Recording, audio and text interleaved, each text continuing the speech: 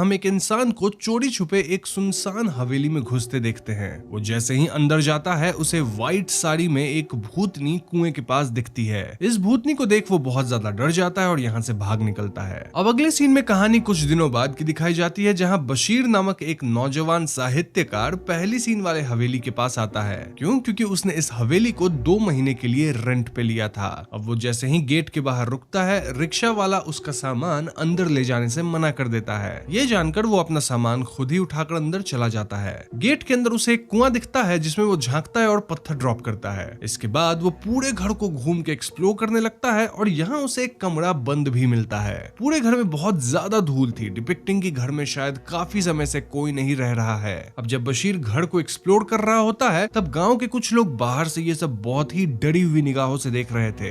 Anyways, Bashir यहाँ खुद के सोने का एक कमरा चुनता है और कमरे को सेट करने में लग जाता है। कमरा सेट करने के बाद बशीर गांव में पोस्ट मास्टर से मिलकर उन्हें बताता है कि अगर उसके नाम की कोई खत आती है तो पोस्ट मास्टर वो खत उसके घर भिजवा दे। लेकिन जैसे ही बशीर पोस्ट मास्टर को बताता है कि वो भार्गवी नीलायम मैंशन में मूव हुआ है तो पोस्ट मास्टर के चेहरे का रंग ही उड़ गया था। इसके बाद बशीर एक रेस्टोरेंट में जाता है और वहां भी जब रेस्टोरेंट ओनर को पता चलता है कि बशीर भार्गवी नीलायम मैंशन में मूव हुआ है तो रेस्टोरेंट वाला मैंशन या हवेली पे रोज टिफिन पहुंचाने से मना कर देता है। तो इसके बाद बशीर अपने कुछ दोस्तों से मिलने जाता है और यहाँ फाइनली बशीर को पता लगता है कि आखिर क्यों इस गांव के लोग भार्गवी नीलायम मैंशन का नाम सुनते एकदम डर जाते हैं। दरअसल गांव वालों के हिसाब से महल में एक पिशाचिनी रहती है जिसका नाम है भार्गवी। 1950s के दौरान भार्गवी नाम की एक बहुत ही खूबसूरत लड़की वहां रहती थी और वो हर कला में निपुण थी, चाहे बात नृत्य की हो या फिर संगीत की। भार्गवी अपने पड़ोसी शशि कुमार से प्यार करती थी जो कि सितार बजाता था और एक गायक भी था। शशि कुमार भी भार्गवी को चाहता था, लेकिन एक दिन शशि कुमार उसे छोड़ के चला गया। इसी गम में भार्गवी डूब गई और अंततः कुएं में कूद के गलत कदम उठाई। भार्गवी के समाप्त होने के बाद लोगों को कुएं पे एक खत भी मिला जो कि शशि कुमार लिखा था, सेइंग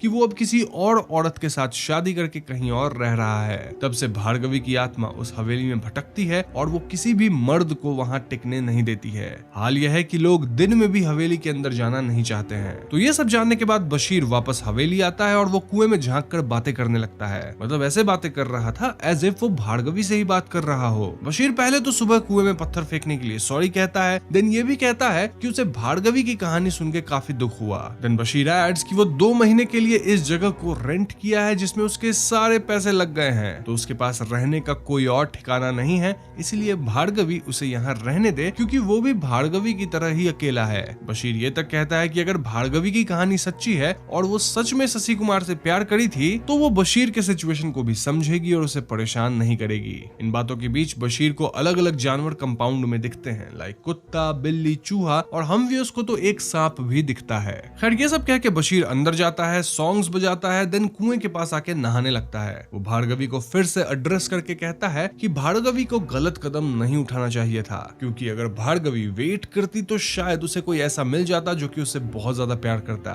इस मोमेंट में हम ये देख पाते हैं कि कुएं की दूसरी तरफ भार्गवी की घोस्ट व्हाइट कपड़े में बैठकर ये सब सुन रही होती है। अब नहाने के बाद बशीर भार्गवी को एड्रेस करके गुड नाइट बोल के सो जाता है। बशीर के सोते ही हम एक अदृश्य शक्ति को देखते हैं जो कि बशीर के डायरी को पलट के पढ़ती है। अब अगली सुबह बशीर उठ के वापस गांव में जाता है और वहां लोग उसे जिंदा देख के काफी हैरान हो जाते हैं। यहाँ रेस्टोरेंट का ओनर बशीर को बताता है कि पिछले साल किसी एमएन सर की बहन और उसका हस्बैंड मैंशन में स्टे करने गए थे और वो लोग वहाँ एक रात भी नहीं टिक सके। ये एमएन सर भार्गवी के अंकल या मामा का कोई बेटा था और परिवार वाले भार्गवी की शादी इसी एमएन सर से करवाना चाहते थे, लेकिन भार्गवी तो गायक शशि कुमार से प्यार करती थी। फिर आगे क्या हुआ वो तो आप व्यूअर्स जानते ही हैं। रेस्टोरेंट वाला ये भी ऐड करता है कि एमएन सर बताते हैं कि भार्गवी बहुत ही बदमाश लड़की थी और हवेली में वो कभी बिल्ली तो कभी कुत्ता और कभी चूहे के रूप में भी दिख जाती है, इसलिए बशीर को हवेली के अंदर बिल्कुल सावधान रहना चाहिए। तो इसके बाद बशीर वापस मैंशन पे जाता है और भार्गवी को एड्रेस करके कहने लगता है कि वो भार्गवी की कहानी को लिखना चाहता है, लेकिन वो भार्गवी की रियल स्टोरी लिखेगा, ना कि वो झूठी कहानी जो कि गांव वाले सबको सुनाते फिरते हैं। इसके बाद बशीर कहानी लिखना शुरू करता है और तभी उसे आउट हाउस से कुछ आवाजें सुनाई देती है। चेक करने पे वो पाता है कि घर के उस लॉक्ड कमरे की खिड़की में से एक स्टिक निकल रहा था। दरअसल पूरे हवेली में सिर्फ एक ही कमरा था जो कि लॉक्ड था और सबका मानना था कि उस कमरे में ही भार्गवी की चीजें रखी हैं। बशीर यहाँ अंदर जाता है और कमरे में उसे एक बक्सा मिलता है जो कि लॉक्ड था। बशीर को इस बक्से की चाबी तो नहीं मिलती, लेकिन दीवार पे लिखे कुछ टेक्स्ट वगैरह से वो ये जरूर पता लगा लेता है कि भार्गवी का प्रेमी शशि कुमार एक गायक था। इसके बाद बशीर बक्से के लॉक को अपने चाकू से तोड़ देता है और अंदर उसे भार्गवी की एक तस्वीर मिलती है। खैर उस रात जब बशीर सो रहा होता है तो एक आदमी मैंशन में घुसने की कोशिश करता है, लेकिन बाहर ही वो भार्गवी को बैठा देखकर चिल्लाता है। चिल्लाने की आवाज सुन के बशीर नीचे आके इस आदमी को संभालता है और इस आदमी का कहना था कि वो तो यहाँ से गुजरते हुए काम की तलाश में अंदर आया, लेकिन यहाँ की मैडम उसे धक्का देके उसका गला दबाने लगी।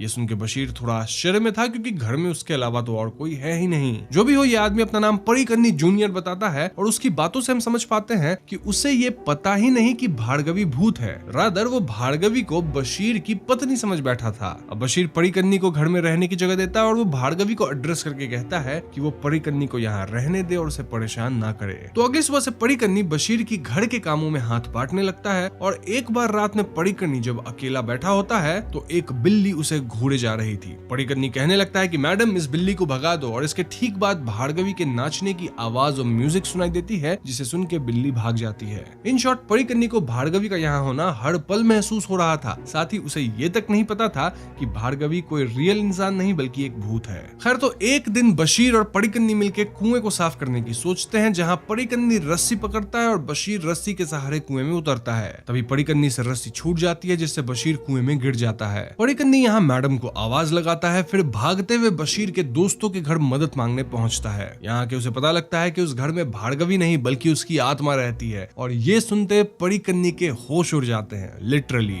अब जब उसे होश आता है तो वो अपने सामने बशीर को सही सलामत पाता है, और यहाँ बशीर बताता है कि वो कुएं में गिरा तो था, लेकिन पता नहीं कैसे वो एकदम से पानी से बाहर आ गया, एज इफ कोई उसे ऊपर उठा रहा हो। ये सुन के हम व्यूअर्स क्लियरली समझ पाते हैं कि भार्गवी ही बशीर को बचाई होगी। अब इन बातों को सुन के परिकन्नी बहुत डर चुका था और वो वापस मैंशन जाने से मना कर देता है। खैर तो बशीर अपनी कहानी लिखने लगता है और एक रात समुद्र किनारे उसे ब्लू लाइट्स और एक औरत की आकृति दिखती है। देन हवेली में जब वो भार्गवी की तस्वीर अपने डेस्क पे रख के लिखने लगता है तो बाहर से उसे पायल की आवाज सुनाई देती है। चेक करने पे वो इस बार एक्चुअली में भार्गवी को देख पाता है, जो कि एक झूले पे झूल रही थी। बशीर भार्गवी की ओर बढ़ता है, वहीं भार्गवी अपनी पावर से बशीर के राइटिंग्स के वो पेजेस जला देती है जिसमें वो कुछ भी गलत लिखा था। इसके बाद वो बशीर के डेस्क पे कुछ पुराने टाइम की न्यूज़पेपर कटिंग्स डाल देती है, जिसमें कुछ तो सुराग था अबाउट भार्गवीज लाइफ। अब इस पेपर कटिंग में लखनऊ जाने वाली ट्रेन में किसी इंसान के मृत शरीर के मिलने की खबर थी। बशीर सोच में पड़ जाता है कि आखिर ये खबर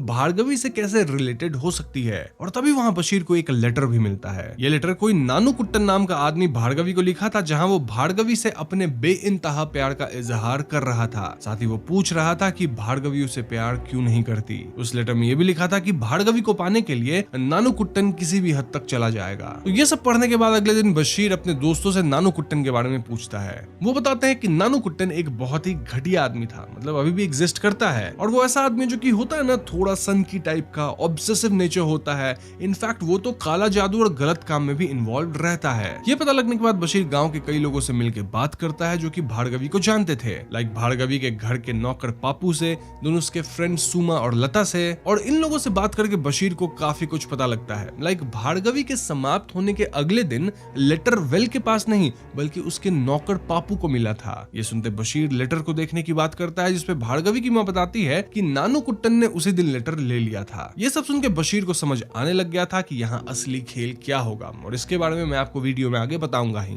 फॉर नाउ अब इतना जान लीजिए कि बशीर समझ जाता है कि भार्गवी खुद से समाप्त नहीं हुई थी, बल्कि एक्चुअली में कोई और उसे समाप्त किया था। अब उस रात बशीर घर लौटता है तो उसे मैंशन के बाहर कोई तो दिखता है। जब बशीर उस आदमी का पीछा करता है तो बशीर पे एक चाकू से हमला होता है, जिससे बशीर किसी तरह बच जाता है। खैर अगले दिन रेस्टोरेंट का मालिक बशीर से पूछता है कि क्या उसने कहानी पूरी कर ली, जिस पे राइटर कहता है कि हाँ, अब कुछ ही पेजेस बाकी है। बशीर ये भी कहता है कि भार्गवी को एक्चुअली कोई और समाप्त किया है, और उस राज के ऊपर से बशीर पर्दा उठाएगा। यहाँ हम व्यूअर्स देख पाते हैं कि इनकी बातें वहीं पे एक दूसरा आदमी सुन रहा था। अब उस रात बशीर जब कहानी लिख रहा होता है तभी लैंटर्न की तेल खत्म हो जाती है। वो तेल लेने बाहर जाता है और जब वापस आता है तो वो देखता है कि पूरा घर बहुत ही सुंदर ब्लू लाइट से रोशन था। वो अपने डेस्क पे जाता है तो देखता है कि लैंटर्न अपने आप उस मैजिकल ब्लू लाइट से जल रहा था। ये देख बशीर समझ जाता है कि भार्गवी को उसकी अपडेटेड कहानी पसंद आई है, तो कहानी पूरी करके राइटर वेल के पास बैठता है और कहानी सुनाने लगता है। अब इस पॉइंट पे फिल्म पास्ट में जाके भार्गवी की कहानी हमें दिखाती है, और अब मैं भी आपको भार्गवी की पूरी कहानी बताऊंगा। तो भार्गवी एक बहुत ही खूबसूरत लड़की थी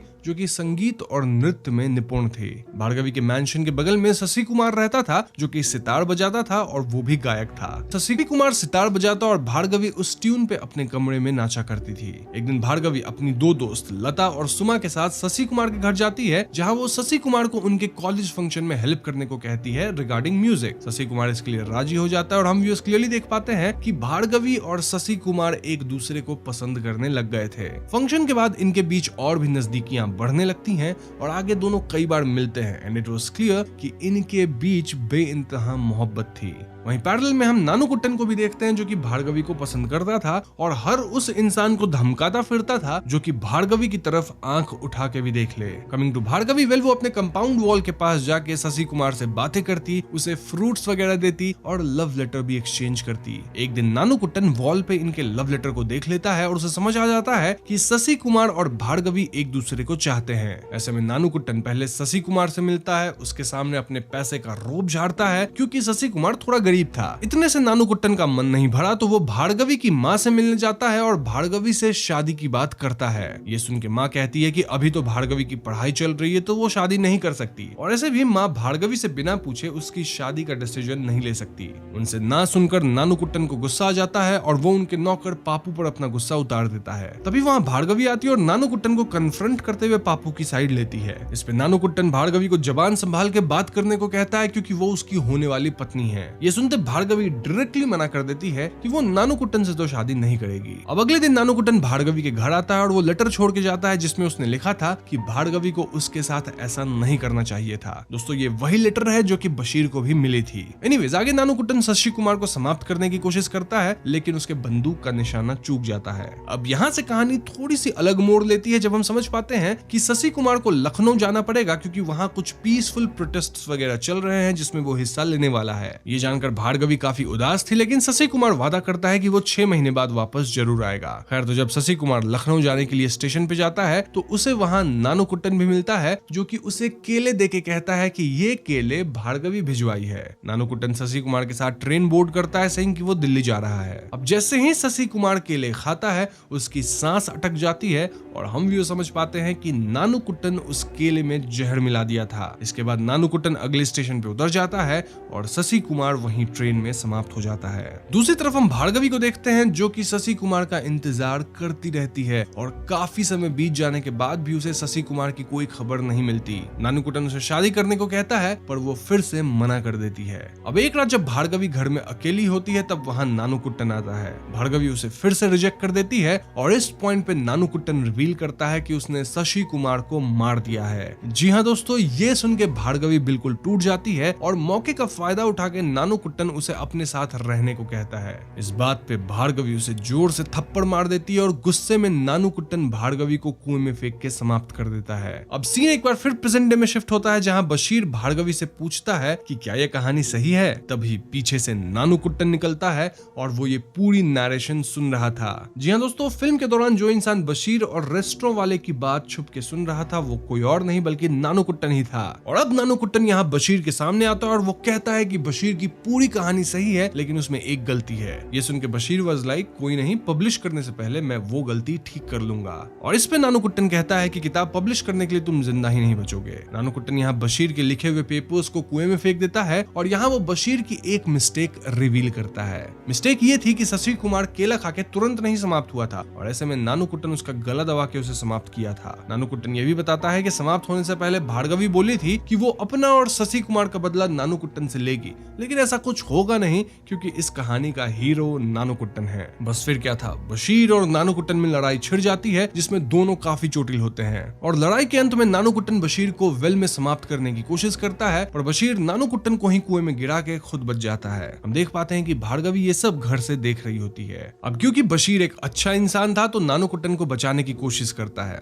कुएं से निकालने के लिए रस्सी फेंकता है, लेकिन हम देख पाते हैं कि पानी में भार्गवी की साड़ी नानूकुट्टन के पैरों में लिपट कर उसे अंदर खींच लेती है। इसका मतलब नानोकुट्टन समाप्त हो गया और इसके बाद वही ब्लू लाइट एक बार फिर से आती है और ये ब्लू लाइट अपने साथ वो सारे पेजेस कुएं से निकाल लेती है, मतलब वो पेजेस जो कि नानोकुट्टन फेंका था जिसमें बशीर कहानी लिखा है। सो या बशीर जो कुछ भी लिखा था वो सब उसे सही सलामत वापस मिल गया था और यहीं पे फिल्म खत्म हो जाती है। तो दोस्तों ये थी नीला वेलिचम फिल्म की कहानी और ये कहानी काफी स्ट्रेट फॉरवर्ड है। एंडिंग भी काफी क्लियर है जहां पे नानोकुट्टन समाप्त तो हो ही गया होगा, साथ ही बशीर उस कहानी को पब्लिश भी कर देगा जिससे गांव में सभी भार्गवी की असली स्टोरी जान पाएंगे। अब इस पॉइंट पे मैं आपको फिल्म से रिलेटेड कुछ एडिशनल इन्फॉर्मेशन भी दे देता हूँ। तो सबसे पहले कहानी में मिस्टर एमएन सर और कोई नहीं बल्कि नानोकुट्टन ही था, तो आप इन दो नेम्स में कंफ्यूज मत होना। देन भार्गवी व्हाइट इसलिए पहनती थी क्योंकि जब भार्गवी और शशि कुमार एक दूसरे से मिलते थे तब शशि कुमार बोला था कि उसकी जिंदगी भार्गवी जितनी रंगीन नहीं है, यानी कि शशि कुमार भार्गवी जितना अमीर नहीं है और भार्गवी को अपना मैंशन छोड़ के उसके घर में आना होगा, एक पेल लाइफ जीनी होगी जो कि शशि कुमार की लाइफ है।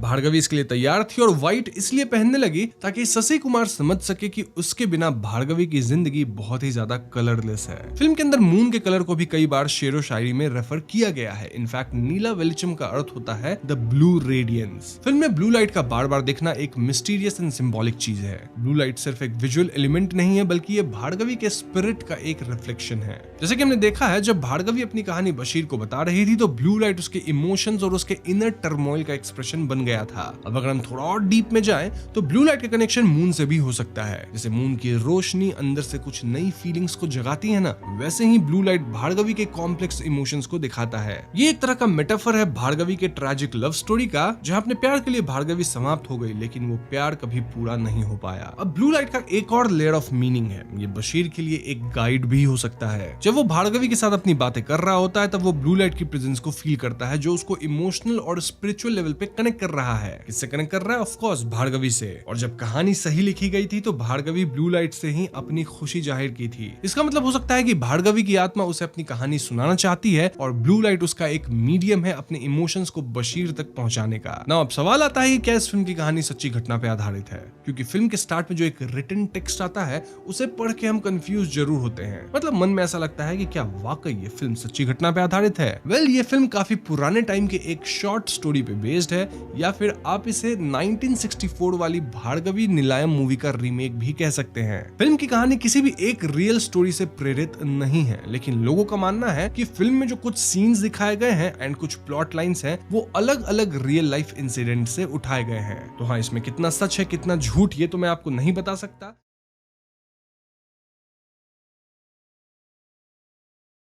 तो मूवी के शुरुआत में हम बार्ब नामक ओल्ड लेडी को देखते हैं जो चेयर पे बैठी होती है और सामने टेबल पे एक फिशिंग हुक होता है। बार्ब यहाँ काफी सैड थी और हमें पता चलता है कि हाल ही में बार्ब के हस्बैंड कार्ल गुजर चुके हैं और इससे ही बार्ब बहुत ज्यादा दुखी है क्योंकि उसका कार्ल के अलावा इस दुनिया में कोई और नहीं था। फिलहाल बार्ब अकेली रह रही थी और यहाँ वो एक फोटो फ्रेम से फोटो निकालती है जिसमें हम एक यंग कपल को देखते हैं। ये प्रोबेबली बार्ब और कार्ल ही होंगे इन देयर यंग एज और इसे देख के बार्ब काफी इमोशनल हो जाती है और ये फोटो अपने साथ रख लेती है। आगे हम बार्ब को फिशिंग इक्विपमेंट के साथ घर से निकलते देखते हैं और बाहर बहुत तेज स्नोफॉल हो रही थी। बार्ब ट्रक में बैठ के निकल जाती है। और दोस्तों कहानी में आगे बढ़ने से पहले मैं थोड़े पॉइंट्स क्लियर कर देता हूं ताकि आगे आपको कंफ्यूजन ना हो। सो बार्ब यहाँ से लेक हिल्डा जा रही थी। अब लेक हिल्डा ही क्यों? क्योंकि कार्ल के गुजर जाने के बाद बार्ब से उनके लॉयर मिलने आए थे और वो बार्ब को बताए कि कार्ल की एक आखिरी इच्छा थी, वो ये कि कार्ल के जाने के बाद उसकी अस्थियों को लेक हिल्डा में विसर्जित किया जाए। इनफैक्ट बार्ब के जो हस्बैंड थे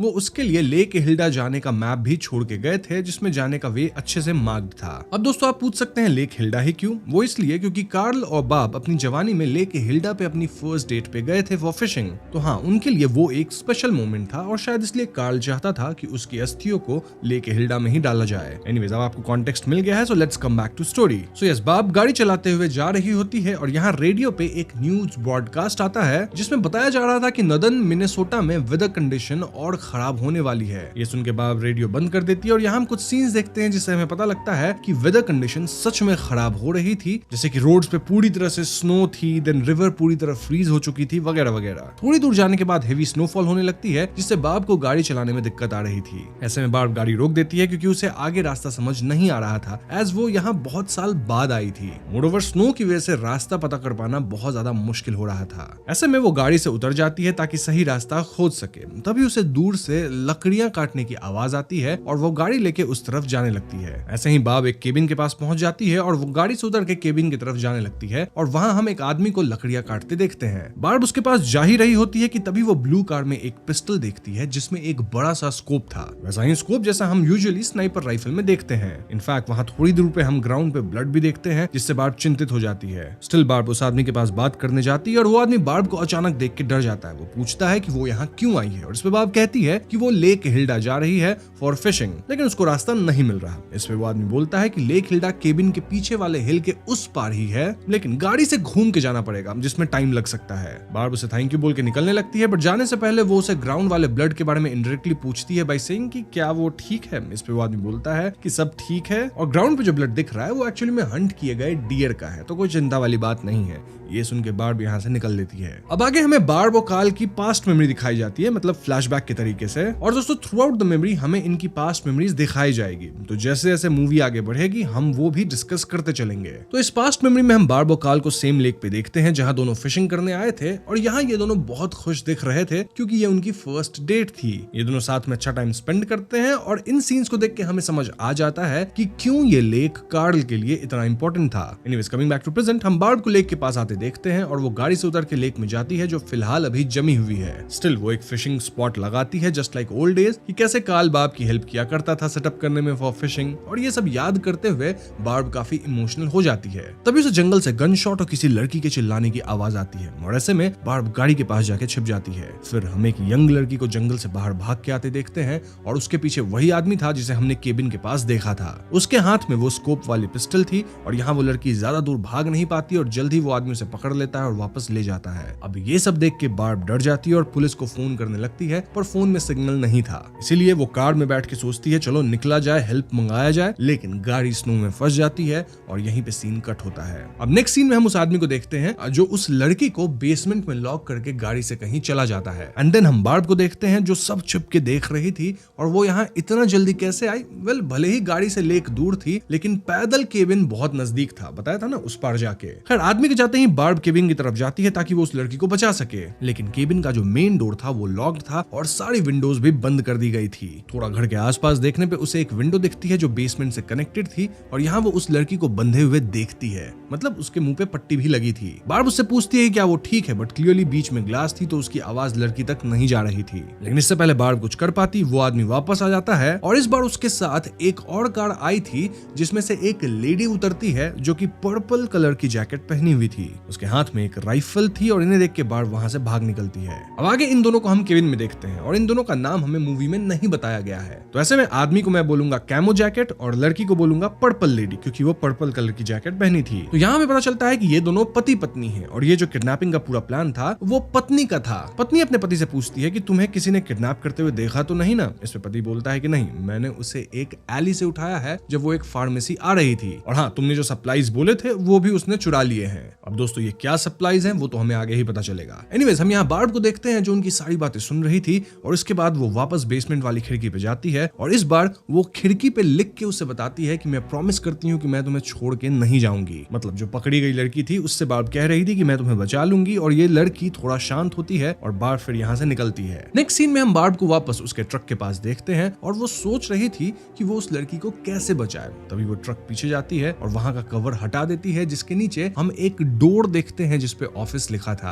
अब दोस्तों ये जगह आइस शैक जैसा लग रहा था, और हाँ जिन्हें आइस शैक नहीं पता उन्हें मैं बता दूं कि ये एक पोर्टेबल शेल्टर जैसा होता है और इसे आइस फिशर्स यूज करते हैं ताकि विंड और कोल्ड से बचा जा सके विंटर के कहर में। Anyways coming back to story, हम पर्पल लेडी को केबिन के बाहर देखते हैं जहां अचानक से उसके नाक से खून निकलने लगता है और वो तुरंत पोंछ लेती है। इस सीन से हम क्लियरली समझ पाते हैं कि पर्पल लेडी की तबीयत कुछ ठीक नहीं है। I mean, हमें देख के ही पता चल रहा है कि ये बहुत टाइम से बीमार है और यहाँ जो कुछ भी हो रहा है शायद इसी से रिलेटेड है। एनीवेज उसे केबिन के साइड पे एक रेड मिटन यानी कि हैंड ग्लव्स दिखता है। देन उसे बेसमेंट की विंडो पे वो राइटिंग दिख जाती है जो कि बार्ब करी थी। इतना ही नहीं, स्नो में फुटप्रिंट्स भी दिख गए थे। ये देख के वो सीधा केबिन में जाती है जहां वो रेड मिटन दिखा के पति से पूछती है कि यहाँ क्या कोई आया था। इस पे पति बोलता है हाँ कुछ घंटे पहले एक ओल्ड लेडी आई थी लेक हिल्डा का रास्ता पूछने, शायद ये उसका ही होगा। ये सुनकर पर्पल लेडी भड़क जाती है सेइंग कि वो जो भी ओल्ड लेडी थी उसे बेसमेंट वाली किडनैप लड़की के बारे में पता चल गया है, तो इससे पहले वो ओल्ड लेडी किसी को इन्फॉर्म करे हमें उसे निपटाना पड़ेगा, नहीं तो हम दोनों फंस जाएंगे। ऐसा बोल के पर्पल लेडी अपना राइफल लेके कैमो जैकेट के साथ लेक साइड जाती है। तो आगे ये दोनों किडनैपर्स फ्रोजन लेक के पास थे, जहां उन्हें वही आइस शैक दिखता है जिसे हमने बार्ब के ट्रक के पीछे देखा था। ऐसे में दोनों शैक के पास जाते हैं और यहाँ कैमो जैकेट शैक को चेक करने जाता है, पर तभी वो लेक में गिर जाता है। जी हाँ दोस्तों, ये एक ट्रैप था जिसे बार्ब ने सेटअप किया था और हम बार्ब को भी देख पाते हैं जो दूर से इन पे नजर रख रही थी। यहाँ पर्पल लेडी किसी तरह अपने पति को बचा लेती है और इसका फायदा उठा के बार्ब केबिन में जाती है और वो किसी तरह बेसमेंट का डोर तोड़ देती है, पर इस चक्कर में वो बेसमेंट की सीढ़ियों से नीचे गिर जाती है और उसे थोड़ी चोट भी आती है। पर वो किसी तरह खुद को संभाल के लड़की के पास जाती है और उसके मुंह से टेप निकालती है। अब लड़की को हैंडकफ भी लगा था और उसे तोड़ने के लिए बार्ब कुछ खोजने ऊपर जाती है। ऊपर जाके बार्ब पहले सिंक टैप को ऑन करती है, इंक्लूडिंग बाथ टब का टैप, और फिर उसमें कपल के बैग से और केबिन से सारे सूखे कपड़े डाल देती है ताकि पानी ओवरफ्लो कर सके। साथ ही वो फायरप्लेस की आग भी बुझा देती है। अब बार्ब ऐसा क्यों कर रही है वो आपको जल्दी पता चल जाएगा। फॉर नाउ यहाँ से बार्ब बाहर जाती है जहाँ उसे एक हैमर मिल जाता है, लेकिन तभी पर्पल लेडी और कैमो जैकेट वाले यहाँ आ जाते हैं, जहाँ पर्पल लेडी बार्ब पर राइफल से गोली चला देती है। इससे बार्ब इंजर्ड हो जाती है, लेकिन वो किसी तरह गाड़ी के पास जाके कवर ले लेती है। तभी पर्पल लेडी की राइफल रिलोड पे आ जाती है और जब तक वो रिलोड करके वापस शूट करती,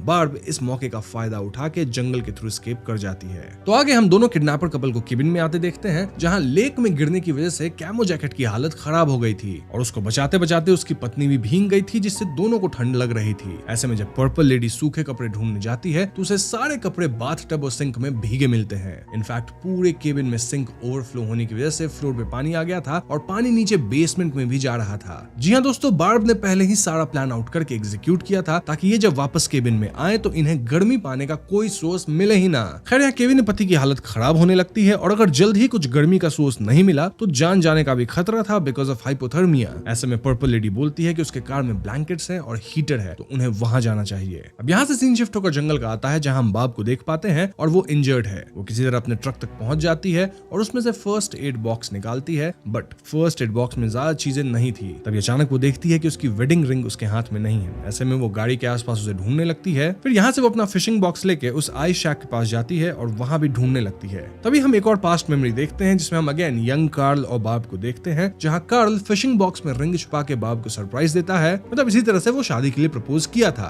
और इस सीन से हम समझ पाते हैं कि क्यों ये वेडिंग रिंग बार्ब के लिए इतनी इंपॉर्टेंट है। एनीवे सीन वापस प्रेजेंट में आती है जहां हम बार्ब को रोते हुए देखते हैं क्योंकि उसे रिंग नहीं मिल रही थी। तभी उसकी नजर वहां पे गिरे पिस्टल पे जाती है जिसमें वो बड़ा सा स्कोप था। ऑफ कोर्स जब कैमो जैकेट लेक में गिरा होगा तो ये पिस्टल उससे वहां गिर गई होगी जिसका उसे ध्यान नहीं आया होगा। बार्ब ये पिस्टल अपने पास रख लेती है और सीन यहीं कट हो जाता है। दूसरी तरफ हम दोनों पति और पत्नी को कार में हीटर चला के बैठे देखते हैं और यहाँ पर्पल लेडी कहती है कि हमें कल मॉर्निंग को लिटिल फोक पहुंचना है, तो यहाँ का सारा काम निपटा के जल्दी निकलना पड़ेगा, नहीं तो सर्जन नहीं मिलेगा और अगर सर्जन नहीं मिला तो तुम्हें भी पता है क्या होगा। अब दोस्तों ये किस बारे में बात कर रहे हैं, अगेन हमें मूवी में ये बात आगे पता चलेगी। जो भी हो कैमो जैकेट की हालत स्टिल खराब थी, लेकिन फिर भी वो मदद करने के लिए मान जाता है। ये दोनों वापस केबिन में जाते हैं और सूखे हुए कपड़े पहनते हैं। यहाँ कैमो जैकेट पर्पल लेडी को बोलता है कि हम ऑपरेशन यहीं क्यों नहीं कर लेते, लेकिन इस पे पर्पल लेडी बोलती है कि ये मेरे ग्रैंड माँ की केबिन है तो वो इसे खराब करना नहीं चाहती, ना ही वो कोई सबूत छोड़ना चाहती है, इसलिए वो ये ऑपरेशन फ्रोजन लेक पे ही करेंगे जहाँ काम होने के बाद वो वाला स्पॉट डिस्ट्रॉय कर दिया जाएगा।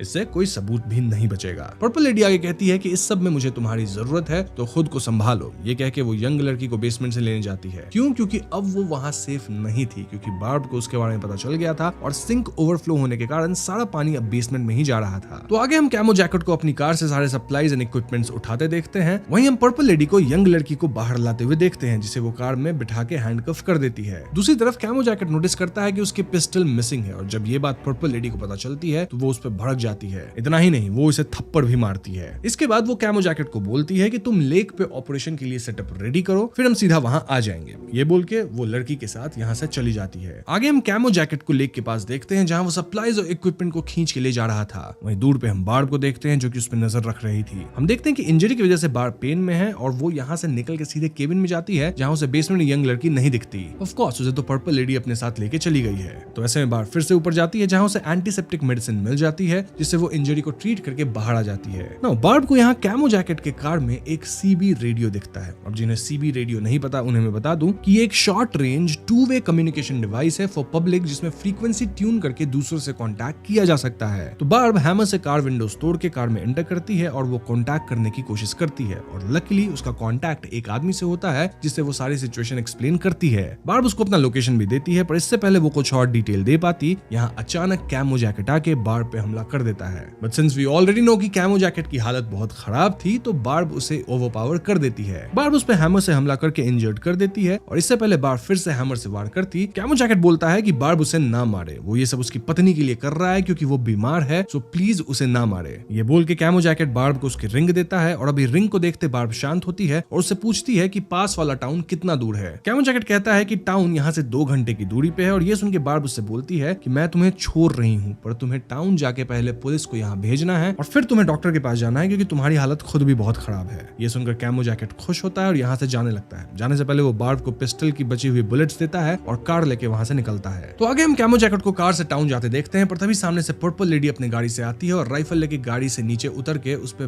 भड़क जाती है। क्यों? क्योंकि कैमो जैकेट उसे धोखा देके भाग रहा था और इस पे कैमो जैकेट बोलता है कि उसकी हालत खराब है और उसे मेडिकल अटेंशन की जरूरत है। इसमें पर्पल लेडी बोलती है कि अगर उसे हेल्प की जरूरत है तो वो उससे पहले बोलता है, ऐसे भागने का क्या सेंस है। ये सुन के कैमो जैकेट बोलता है कि जो हम कर रहे हैं वो वर्क नहीं करेगा, ना ही हम उस सर्जन पे बिलीव कर सकते हैं। कैमो जैकेट आगे कहता है कि हमारे पास स्टिल टाइम है, हम ये सब रोक के वापस जा सकते हैं, कुछ बिगड़ा नहीं है। ये बात सुनकर पर्पल लेडी भड़क जाती है, सेइंग कि तुम्हें पता है कि मेरे पास ज्यादा टाइम नहीं है। और पर्पल लेडी के हिसाब से ये जो कैमो जैकेट है वो उससे पीछा छुड़ा के भागना चाहता है। ये कहकर पर्पल लेडी उस पर गन तान देती है और यही सीन कट हो जाता है। अब दोस्तों इस पॉइंट पे मैं थोड़ी बातें क्लियर कर देता हूँ ताकि आपके मन में कोई कंफ्यूजन ना रहे। तो देखो, पर्पल लेडी मूवी के स्टार्ट से ही बीमार लग रही है और कुछ सीन्स में उसके नाक से खून भी आते दिखा है। मूवी में एग्जैक्टली नहीं बताया गया है कि पर्पल लेडी को किस तरह की बीमारी है, बट इनकी बातों से हमें ये पता चलता है कि ये कोई टर्मिनल इलनेस है जिसकी वजह से उसके पास ज्यादा वक्त नहीं है। इसीलिए ट्रीटमेंट के लिए इन्होंने एक यंग लड़की को किडनैप किया है। किसी तरह का ऑर्गन हार्वेस्टिंग वाला केस होगा और इन्हें जल्द से जल्द ट्रीटमेंट चाहिए। वैसे ये ट्रीटमेंट एग्जैक्टली क्या है इसके बारे में थोड़ी देर में आपको पता चलेगा। एनीवेज, दूसरी तरफ हम बार्ब को अपनी गाड़ी के पास देखते हैं जहां वो बची हुई बुलेट्स रिलोड करती है और अगेन यहाँ हम एक पास्ट मेमोरी देखते हैं। बार्ब जब कुछ सामान ट्रक में डाल रही होती है तो अचानक उसे लेबर पेन आ जाता है और ऐसे में कार्ल उसे तुरंत हॉस्पिटल लेके जाता है। देन हम बार्ब को हॉस्पिटल बेड पे देखते हैं और यहाँ हमें पता चलता है कि बार्ब का बच्चा नहीं बच पाया। इससे बार्ब पूरी तरह टूट जाती है, लेकिन कार्ल यहाँ बार्ब को कंफर्ट किया था सेइंग कि हमें हार नहीं माननी है।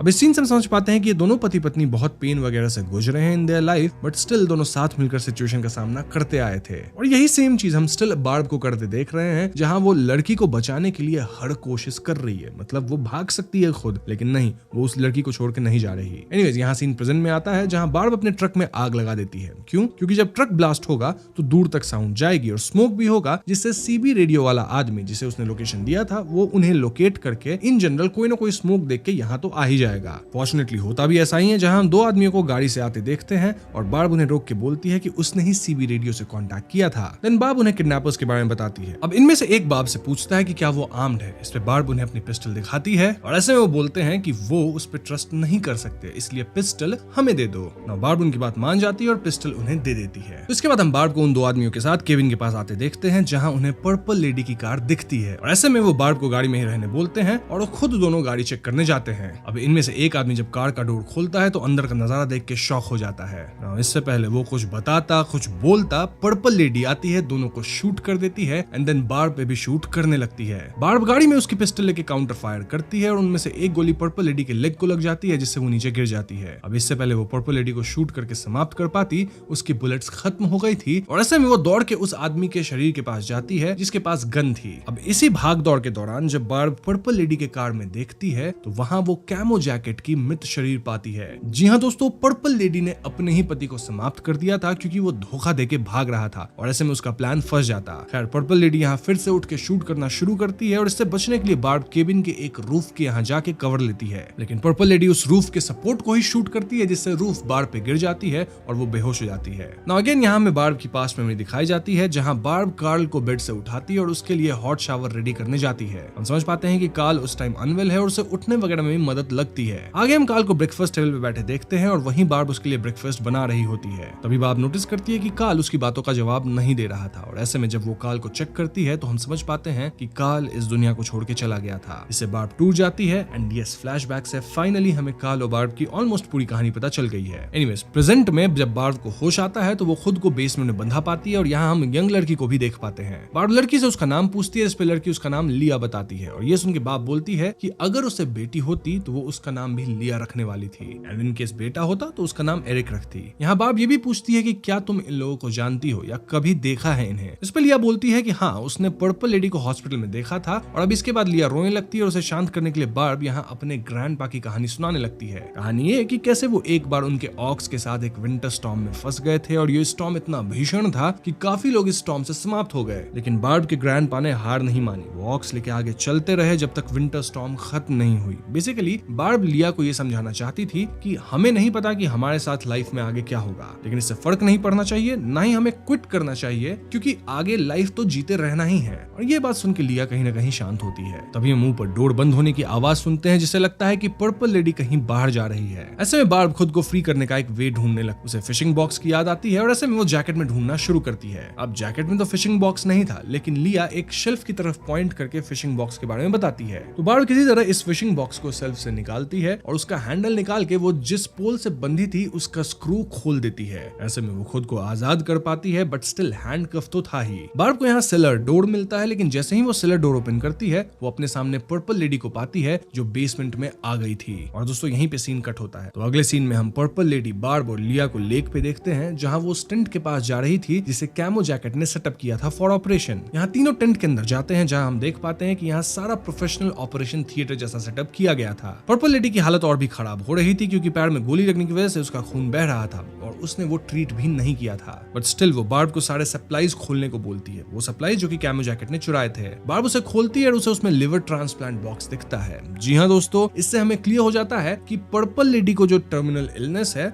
वो उसके लिवर से जुड़ी है और इसी वजह से उसके पास ज्यादा टाइम नहीं था। और यहाँ लिया को इसीलिए किडनैप किया गया था ताकि उसका लिवर निकाल के पर्पल लेडी खुद में ट्रांसप्लांट कर सके। पर्पल लेडी को उम्मीद थी कि ऐसा करने से वो बच जाएगी। खैर, तो इस पॉइंट में बार्ब पर्पल लेडी को रिक्वेस्ट करती है कि वो उसका लिवर ले ले और लिया को छोड़ दे, पर पर्पल लेडी नहीं मानती क्योंकि बार्ब अभी ओल्ड हो चुकी है और लिया उसके लिए परफेक्ट है फॉर लिवर ट्रांसप्लांट। वो बार्ब से लिया को लिटा देने कहती है, देन बेड पे बांधने कहती है ताकि वो मूव ना कर सके। अब जब बार्ब लिया को बेड पे लिटा के बांध देती है तो पीछे मुड़ने पर पर्पल लेडी उसे शूट कर देती है, जिससे एज व्यूज हमें लगता है कि बार्ब समाप्त हो गई। तो इसके बाद आगे हम पर्पल लेडी को ऑपरेशन स्टार्ट करते देखते हैं और ये सीन से हम जान पाते हैं कि पर्पल लेडी एक्सपीरियंस्ड है इन मेडिकल फील्ड। और अगर आपको याद हो तो लिया कही भी थी कि पर्पल लेडी को वो हॉस्पिटल में देखी है, तो प्रोबेबली वो वहीं की एम्प्लॉय हो सकती है। now, इससे पहले पर्पल लेडी लिया के बॉडी पे कट्स लगाती, बार्ब उस पे हमला कर देती है। जी हाँ दोस्तों, बार्ब जिंदा है, बट द क्वेश्चन इज कैसे? वेल, बार्ब ने उसका फिशिंग बॉक्स अपने जैकेट में आगे रखा था जिससे बुलेट फिशिंग बॉक्स पे लग गई थी। तो हाँ, बुलेट एसेंशियली बार्ब को नहीं लग पाई जिससे बार्ब बच गई थी। और जब हम फिशिंग बॉक्स गौर से देखते हैं तो हमें पता चलता है कि उसमें कार्ल की अस्थियां थी। तो कहीं ना कहीं कार्ल ने ही बार्ब को बचाया है। देखा जाए तो मूवी की स्टार्ट से ही बार्ब फिशिंग बॉक्स अपने पास रखी थी बिकॉज उसमें कार्ल की अस्थियां थी। Anyways, coming back to story, यहाँ बार्ब और पर्पल लेडी लड़ते हुए टेंट से बाहर आते हैं और इसी में टेंट में आग लग जाती है। लिया अभी भी बेड से बंधी थी और यहाँ पर्पल लेडी बार्ब को ओवरपावर कर देती है और जब वो राइफल से बार्ब को शूट करने जाती है तो राइफल नहीं चलती। जी हाँ, बार्ब इसका फायदा उठा के उसके इंजर्ड लेग पे किक करती है जिससे पर्पल लेडी गिर जाती है। But again purple lady barb को ओवरपावर कर देती है और अपने राइफल के हैंडल से उस पे वार करती है। इन सब में बार्ब काफी इंजर्ड होती है। देन पर्पल लेडी बार्ब को घसीट कर आइस शैक वाले स्पॉट पे ले जाती है, पर तभी हम लिया को चिल्लाते हुए टेंट से बच के निकलते हुए देखते हैं। नाउ लिया की आवाज सुनकर पर्पल लेडी डिस्ट्रैक्ट होती है और इसी मौके का फायदा उठाकर बार्ब अपने हाथ वाले हैंडकप से दूसरे वाले हिस्से मतलब पर्पल लेडी के पैर पे अटैच कर देती है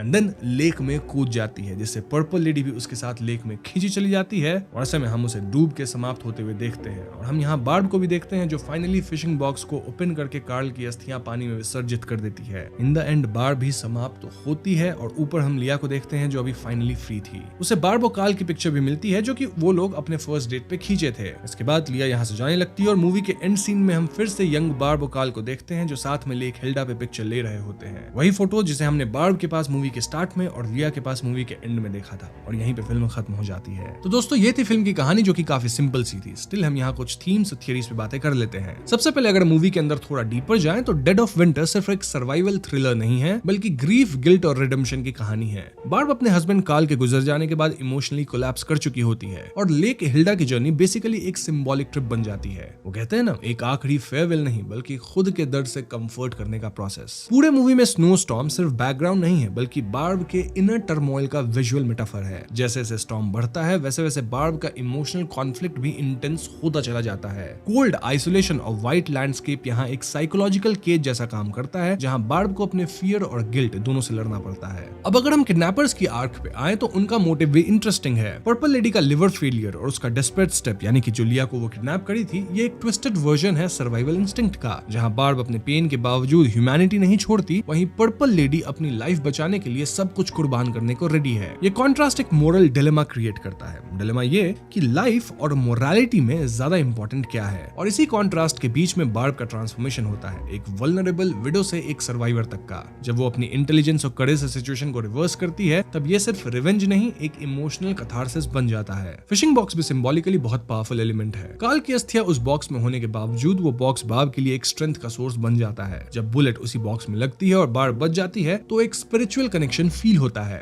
एज इफ कार्ल अब भी उसके साथ है और उसे प्रोटेक्ट कर रहा है। ये सीन सटली ये भी दिखाता है कि प्यार और यादें कभी खत्म नहीं होती, बस फॉर्म चेंज करती है। मूवी के एंड में जब बार्ब फाइनली कार्ल की एशेज लेके लेक में विसर्जित करती है, तो वो क्लोजर नहीं बल्कि एक्सेप्टेंस है। मतलब टाइम आ गया था टू लेट गो। और बार्ब तो ऐसे भी अपनी लाइफ में हार चुकी थी, लेकिन वो एक आखिरी काम पूरा करती है और चैन से जाती है। नाउ एंडिंग में जब लिया फाइनली बच जाती है, तो उसे बार्ब और कार्ल की फोटो मिलती है। ये एक जनरेशन पासिंग मोमेंट जैसा फील होता है, एज इफ बार्ब अपनी लेगेसी एक अननोन लड़की को देती है। वो भले उसकी बेटी नहीं थी, लेकिन उसकी बेटी जैसी ही बन गई थी। ट्रिविया के तौर पे इंटरेस्टिंग बात यह है कि मूवी के several sequences real frozen lake पे शूट किए गए थे, जहां टेम्परेचर वाकई -20 डिग्री सेल्सियस तक पहुंच गया था। इमा थॉम्सन ने खुद अपने कुछ एक्शन सीन्स बिना स्टंट डबल के किए थे, जिसमें आइस शैक के ट्रैप और लेक फॉल सीक्वेंस इंक्लूडेड है।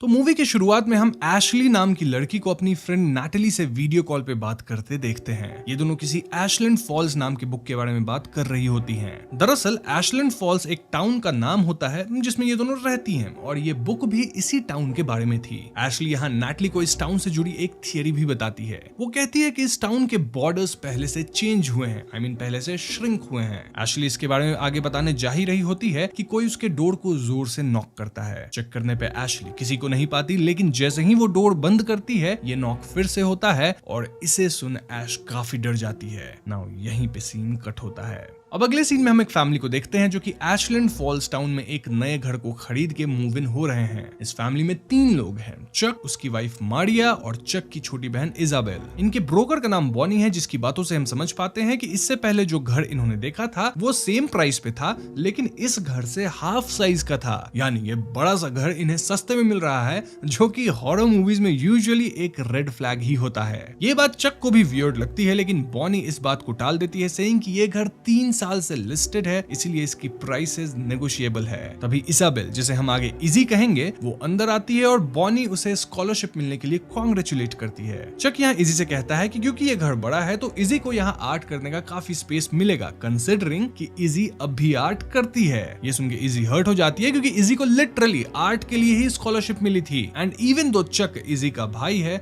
उसे इजी के बारे में बहुत कम पता है। इतना भी नहीं पता कि उसे किस चीज की स्कॉलरशिप मिली है। इसके बाद कहानी का पहला चैप्टर शुरू होता है, कॉल्ड चक। ये चैप्टर्स बेसिकली सेम कहानी को बताएंगे, लेकिन अलग अलग कैरेक्टर्स के पर्सपेक्टिव से। और पहले चैप्टर का पर्सपेक्टिव किसके नजरिए से है? वेल, चक के नजरिए से। सो हम ये समझ पाते हैं कि एशलैंड फॉल्स में पिछली रात तूफान आया था, जिससे चक के घर की सीलिंग से पानी लीक होने लग गया था। प्रीवियस उन्होंने कहा था कि घर में न्यू रूफ लगा है, जो कि ऑब्वियसली झूठ था। चक यहाँ लीक्स के पिक्चर बॉनी को भेजता है, क्योंकि बॉनी ही इन्हें ये घर बेची थी। अब घर में मारिया का जो स्टूडियो रूम था, उसमें वाटर लीकेज नहीं थी। और यहाँ हम समझ पाते हैं कि मारिया स्टाइलिंग एंड स्टिचिंग का काम करती है, साथ ही वो इससे रिलेटेड यूट्यूब चैनल भी चलाती है। मारिया के पास एक अजीब सा ओल्ड मैनिक्विन भी है, जिसे वो मार्था कहती है, और चक को ये ओल्ड मार्था मैनिक्विन बिल्कुल पसंद नहीं। इसके बाद चक बाहर अपने पड़ोसी से मिलता है, जिसका नाम लैरी है। बातचीत के दौरान लैरी चक को बताता है कि चक के घर का प्रीवियस ओनर अब इस दुनिया में नहीं है, इनफैक्ट वो गलत कदम उठाया था। ये सुनकर चक थोड़ा परेशान होता है, और जब वो बॉनी को भेजी हुई फोटो दोबारा देखता है, तो उसे फोटो में एक गन दिखता है, जो कि पहले तो वहां नहीं था। तो इसके बाद एक और वियर्ड चीज होती है, दैट इज कि अगली सुबह मैनिक्विन मार्था घर के बाहर रखी हुई थी, और चक, इजी एंड मारिया का कहना था कि तीनों में से कोई भी मैनिक्विन को बाहर नहीं रखा है। चक मार्था द मैनिक्विन को अंदर लाने जाता है, और यहाँ वो वापस लैरी से बात करता है। लैरी यहाँ चक से इजी के मेंटल कंडीशन के बारे में पूछता है, क्योंकि लैरी को पता चल गया था कि इजी और चक की माँ कुछ ही समय पहले एक कार एक्सीडेंट में समाप्त हो गई थी। लैरी यहाँ चक को वार्न करता है कि इस टाउन में कई लोग मानसिक रूप से परेशान रहते हैं, और फिर वो गलत गलत कदम उठा लेते हैं। लैरी एड्स कि चक को लाइब्रेरी जाके टाउन के बारे में पढ़ना चाहिए। ये सब सुनकर चक वाज कंफ्यूज्ड, लेकिन लैरी यहाँ ज्यादा एक्सप्लेनेशंस नहीं देता, बस फ्रेंड्स ऑफ गार्डनिंग मेंशन करके निकल जाता है। अब ये फ्रेंड्स ऑफ गार्डनिंग क्या है वो आपको वीडियो में आगे पता चल ही जाएगा। खैर, तो इसके बाद चक लाइब्रेरी जाता है, जहां उसे लाइब्रेरी के बीचों बीच एक स्टैक ऑफ बुक्स रखे दिखते हैं, व्हिच वाज वियर्ड। देन यहाँ चक को एक लड़की दिखती है जो कि रो रही थी और वो चक को टाउन वाली बुक्स पढ़ने से मना भी करती है। अब दोस्तों, ये लड़की और कोई नहीं बल्कि पहले सीन वाली एशली थी।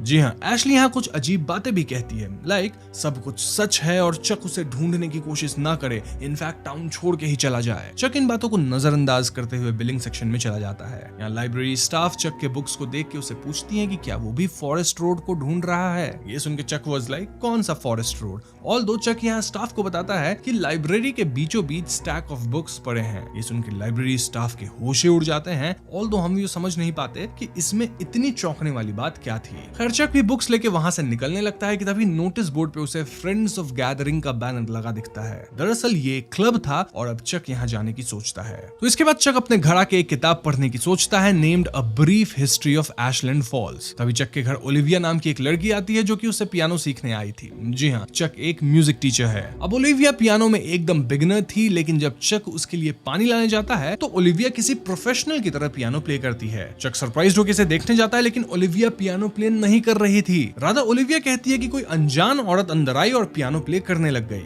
चक के चेक करने पे वहां कोई औरत नहीं थी और तब तक ओलिविया डर के यहाँ से भाग जाती है। तो इस पॉइंट तक हम व्यूअर्स इतना समझ पाए हैं कि इस टाउन को एक वुमन हॉन्ट कर रही है, जो कि टाउन के डिप्रेस्ड लोगों से गलत करवा देती है। टाउन के लोग इस बारे में बात नहीं करना चाहते, एज इफ ये सब झूठ है, लेकिन मोस्टली ये बातें सच है। खैर, आगे Chuck friends of gardening club meeting में जाता है, जहां उसे लैरी मिलता है। लैरी बताता है कि इन मीटिंग्स की जो सब्जेक्ट मैटर है वो इस टाउन के ज्यादातर लोग कभी डिस्कस करना नहीं चाहते। तो मीटिंग शुरू होती है और यहाँ हम लाइब्रेरी की स्टाफ मॉली को भी देख पाते हैं। मॉली कहती है कि यहाँ टाउन की सिचुएशन फिर से 1980s जैसी होने लग गई है और शायद इसलिए इस ग्रुप के पुराने लोग आना बंद कर दिए हैं, क्योंकि सब उससे डरते हैं। किससे? वेल, वो आपको आगे पता चल जाएगा। फॉर नाउ मॉली एड्स की लाइब्रेरी में फिर से स्टैक ऑफ बुक्स दिखने लगे हैं। लैरी बताता है कि यहाँ बैठा हर इंसान कहीं ना कहीं उसका विक्टिम रहा है, चाहे डायरेक्टली अफेक्टेड हो या फिर लोग के परिवार वाले उसका शिकार बने हो। वो लोगों के मेंटल वेलबींग पे अटैक कर देती है, जिससे लोग गलत कदम उठा लेते हैं। इनफैक्ट लाइब्रेरी में एशली दिखी थी ना, वो भी कल गलत कदम उठा चुकी है। अब आप पूछ सकते हैं कि अगर कोई घर में मेंटली अनस्टेबल होने लगे तो टाउन क्यों नहीं छोड़ देते?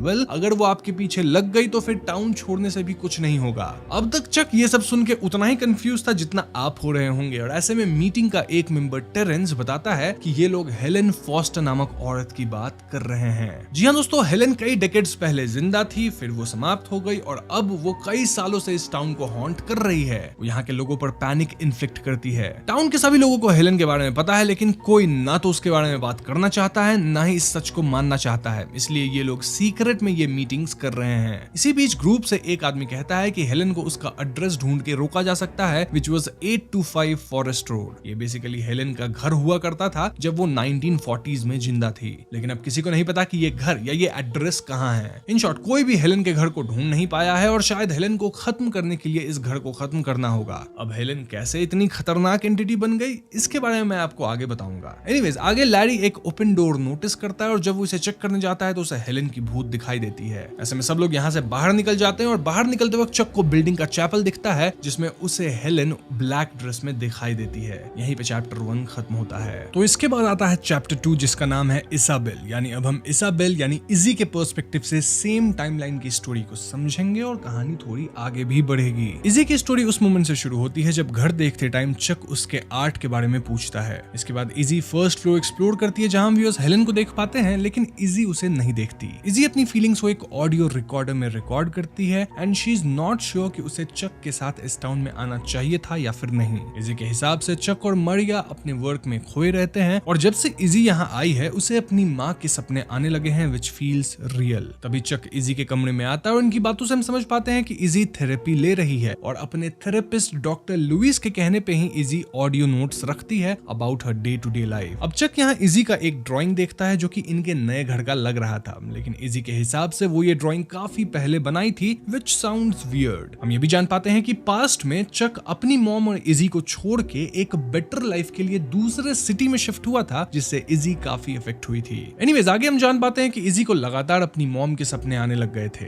एक दिन उसकी नींद खुलती है और वो घर में चक और मारिया की आवाज सुनती है। ये वही दिन है दोस्तों जब मार्था मैनिक्विन बाहर मिली थी और उसी बात को लेकर घर में हलचल थी। इजी को यहाँ अपने कमरे के डोर्स पे कुछ स्क्रैचेस दिखते हैं और यहाँ वो चक और लैरी की बात सुन लेती है। और चक के हिसाब से मैनिक्विन बाहर रखने वाला प्रैंक इजी का ही है, लेकिन हम भी जानते हैं कि इजी ऐसा नहीं करी थी। इसके बाद सीन उस दिन का आता है जब चक फ्रेंड्स ऑफ गार्डनिंग वाली मीटिंग में गया था और मीटिंग के बाद चक घर आता है जहाँ उसे इजी पियानो बजाते दिखती है। इजी चक से पूछती है कि वो इतनी देर रात कहाँ था, जिसपे चक कहता है कि वो फ्रेंड्स ऑफ गार्डनिंग की मीटिंग में गया था। बाय द वे मैं आप व्यूअर्स को बता दूं कि इस टाइम पे मारिया काम से बाहर गई हुई है। एनीवेज चक और इजी की बातों से ऐसा प्रतीत होता है मानो इजी मेंटली ओके नहीं है। इनफैक्ट इजी के स्कूल की स्टूडेंट एशली गलत कदम उठाई है जिससे बच्चे परेशान हैं। ये सुनते चक इजी से पूछने लगता है कि उसे तो कोई गलत ख्याल नहीं आते हैं ना, और वो थेरेपिस्ट द्वारा प्रेस्क्राइब्ड मेडिसिन भी ले रही है ना, वगैरह वगैरह। ये सुन के इजी इरिटेट होती है और आगे की कॉन्वर्सेशन से हम समझ पाते हैं कि इजी अपनी मॉम की मौत के लिए खुद को जिम्मेदार मानती है। क्यों? क्योंकि जब एक्सीडेंट हुआ था तो कार इजी ही चला रही थी।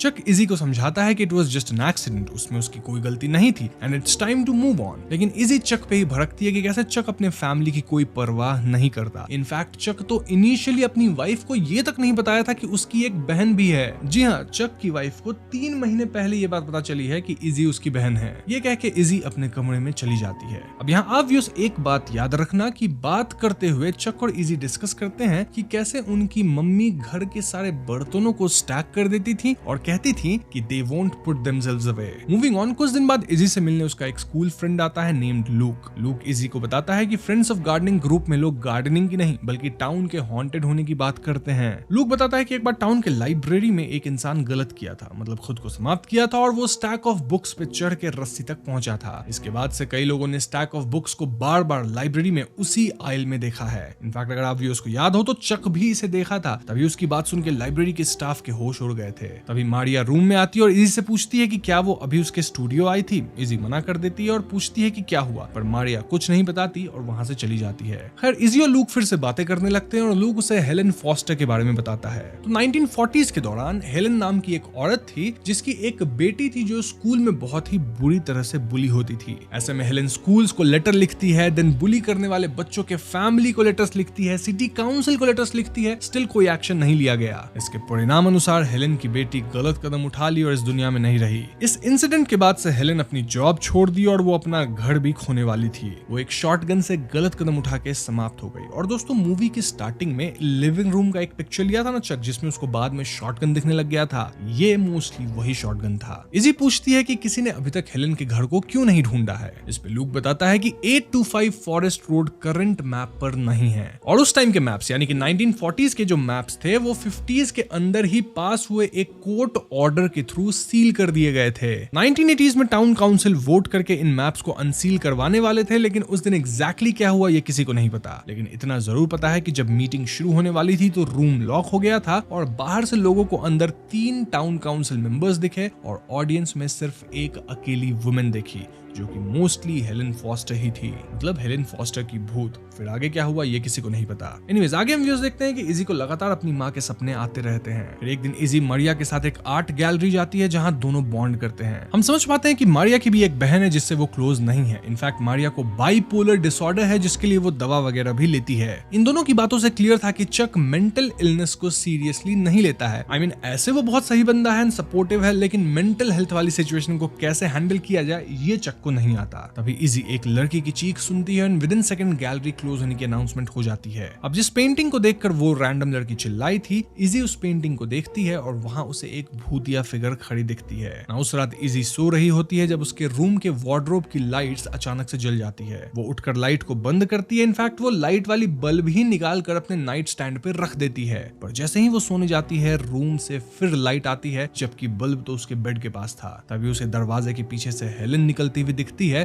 और तभी उसकी नींद खुलती है। यानी ये बस उसका सपना था, राइट? वेल, अगर सपना था तो इजी के नाइट स्टैंड पे अब भी बल्ब कैसे पड़ी हुई थी? अब आगे इजी लूक को ये सब बताती है और वो लूक से मदद मांगती है ताकि ये दोनों मिलके 825 फॉरेस्ट रोड को ढूंढ सके। लूक साफ मना करता है, सेइंग कि एशली शायद उस जगह को ढूंढ ली थी, जिसके बाद एशली का क्या हुआ ये हम सब जानते हैं। इसके बाद इजी घर आती है जहां वो मारिया को काफी डिस्टर्ब देखती है। इजी मारिया से पूछती है कि क्या हुआ, लेकिन तभी चक कहता है कि जल्दी पैकिंग शुरू करो, मैं थोड़ी देर में बाहर से आ रहा हूँ। बेसिकली चक यहाँ हेलन फॉस्टर का घर ढूंढने जा रहा था और हेलन का नाम सुन के मारिया वाज कंफ्यूज्ड। इसके बाद मारिया अपने रूम में चली जाती है और इजी पैकिंग शुरू करती है कि तभी वहां लूक आ जाता है। इजी बताती है कि वो कैंपस पे शिफ्ट हो रही है क्योंकि क्लियरली यहाँ घर में कुछ तो गड़बड़ है। अभी लूक को इजी की मॉम की फोटो दिखती है और वो कहता है कि अभी अभी मैं उनसे मिल के आ रहा हूँ। जी हाँ दोस्तों, ये सुन के इजी शॉक्ड हो जाती है क्योंकि ऑफ कोर्स उसकी मॉम तो इस दुनिया में है ही नहीं। इस पे लूक कहता है कि अभी नीचे उन्होंने ही दरवाजा खोला था और ये सुन के इजी वाज लाइक कि तुम मारिया को मेरी मॉम से कंफ्यूज कर रहे होगे। लेकिन दोस्तों लूक यहाँ श्योर था। तभी नीचे कुछ टूटने की आवाज आती है लेकिन चेक करने पे इन्हें नीचे कोई नहीं दिखता। ये सब देख के लूक पैनिक कर जाता है और वहां से तुरंत भाग जाता है। लूक के जाते ही कोई तो इजी को एकदम क्रीपी आवाज में बुलाती है। ये श्योरली हेलन थी और जब इजी इस आवाज के पीछे जाती है तो उसे हेलन की घोस्ट दिख भी जाती है। बस फिर क्या था, इजी और मारिया दोनों भागते हैं लेकिन घर का मेन डोर लॉक हो चुका था। ऐसे में मारिया अपनी स्टूडियो में भागती है और इजी अपने कमरे में छिप जाती है। इजी को यहाँ मारिया की चीख सुनाई देती है और चैप्टर 2 यहीं पे खत्म हो जाता है। नाउ यहाँ शुरू होता है चैप्टर 3 जिसका नाम है मारिया, यानी सेम कहानी अब मारिया के पर्सपेक्टिव से हम देख पाएंगे और कहानी आगे भी बढ़ेगी। तो मारिया की कहानी भी उसी टाइम से शुरू होती है जब मूवी के स्टार्ट में वो तीनों ब्रोकर से बात कर रहे होते हैं। वो चक के आर्ट वाले स्टेटमेंट को सुनकर डिसअपॉइंट होती है और जाके उसे करेक्ट करती है। मारिया मजाक करती है कि इतने बड़े घर की इतनी कम प्राइस देखकर उसे शक है कि कहीं इन्हें बेसमेंट में ह्यूमन बोन्स वगैरह ना मिल जाएं। बट ब्रोकर उन्हें श्योर करती है कि भले घर पुराना है लेकिन अंदर से एकदम सॉलिड है। अब नेक्स्ट सीन कुछ दिनों बाद की थी जहां हम मारिया को कार के पास चक का वेट करते हुए देखते हैं। हम समझ पाते हैं कि ये उसी दिन की कहानी है जब चक लाइब्रेरी गया था उन बुक्स को लेने। दोनों कार में बैठते हैं और मारिया चक से पूछती है कि उसे सडनली एशलैंड फॉल्स की हिस्ट्री में इतना इंटरेस्ट क्यों आ गया है और चक यहाँ उसे कुछ नहीं बताता। यहाँ चक और मारिया इजी के बारे में बात करने लगते हैं और हम मारिया को इजी को डिफेंड करते देखते हैं। इस सीन से हमें पता चलता है कि चक थेरेपी में यकीन नहीं करता और उसे लगता है कि कोई भी इलनेस सिर्फ मेडिसिन से ठीक हो सकती है। मारिया उससे कहती है कि ये उसका ओपिनियन है, फैक्ट नहीं।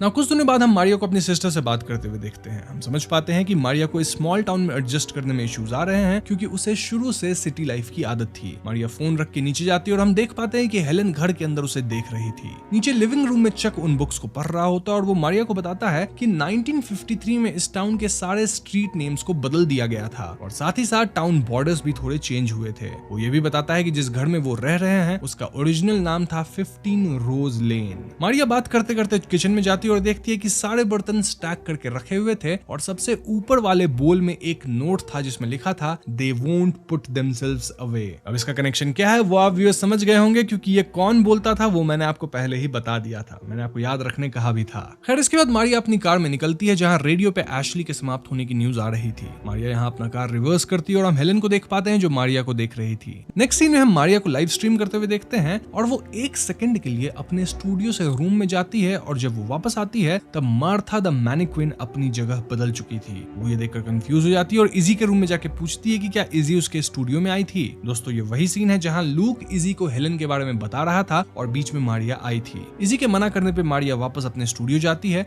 और अपना लाइव स्ट्रीम कंटिन्यू करती है। अब सीन चेंज होता है और अगले सीन में हम मारिया को मैनिक्विन के सामने बैठे देखते हैं। मारिया को समझ नहीं आ रहा था कि आखिर यहाँ हो क्या रहा है। अभी एक अलार्म बजता है और मारिया अपनी बाइपोलर डिसऑर्डर की मेडिसिन लेने जाती है पर वो कुछ सोचकर टैबलेट्स नहीं खाती। अब नेक्स्ट सीन गैलरी विजिट वाले दिन शिफ्ट होता है और उस दिन विजिट के बाद मारिया जब घर आती है तब चक वहां बैठकर पियानो बजा रहा होता है। वो मारिया से पूछता है कि उसे गैलरी कैसे लगी। मारिया चक को बताती है कि कैसे गैलरी को रश में क्लोज कर दिया गया। दोनों इजी के बारे में बातें करते हैं और मारिया कहती है कि वो इजी से कनेक्ट करना चाहती है बट ये बहुत मुश्किल है क्योंकि 3 महीने पहले ही उन दोनों को एक दूसरे के बारे में पता चला था। यहाँ चक कहता है कि इवन दो वो और इजी 10 साल से एक ही घर में रहे बट उसे लगता है कि वो उसका भाई नहीं बल्कि कोई स्ट्रेंजर है। मारिया उसे कंफर्ट करती है और वहां से चली जाती है। अब कुछ टाइम बीत जाता है और हम उसी दिन की कहानी देखते हैं जब हेलन इजी और मारिया को चेज करती है। तो यहाँ मारिया एक बार फिर अपने स्टूडियो में लाइव स्ट्रीम कर रही होती है। मारिया की सीट के पीछे ही मार्था द मैनिक्विन थी और हम उसके हाथों को मूव होते हुए देख पाते हैं बट मारिया का तो पूरा ध्यान लाइव स्ट्रीम पे था। तभी मारिया को उसकी सिस्टर एली का कॉल आता है। एली हमेशा अपनी बहन के लाइव स्ट्रीम्स को देखती थी और मारिया को लगता है कि एली उसे ब्राइड्समेड ड्रेस के बारे में बात करने के लिए कॉल कर रही थी। मारिया ड्रेस दिखाने के लिए उठती है और हम भी उस पीछे मैनिक्विन को टर्न करते देखते हैं। तभी कोई क्लेयर मारिया को टेक्स्ट करके तुरंत घर से निकलने कहती है। मारिया को कुछ समझ नहीं आता इसलिए वो एक बार फिर से लाइव स्ट्रीम पे फोकस करती है पर तभी वो नोटिस करती है कि मैनिक्विन रूम में नहीं है। उसे लगता है कि कोई उसके साथ मजाक कर रहा है पर तभी उसे एक जोर की आवाज आती है। मारिया आवाज के पीछे जाती है जहां वो मैनिक्विन को मूव करते देखती है। इनफैक्ट ये मैनिक्विन टर्न करती है। ये देखकर मारिया डर के भागती है और चक के घर वापस आने पे वो चक के साथ मिलकर मैनिक्विन को जला देती है। अब तक मारिया पैनिक कर चुकी थी और वो चक को ही ब्लेम करती है कि कैसे वो अपने स्वार्थ के लिए सबको इस छोटे टाउन में लेके आ गया।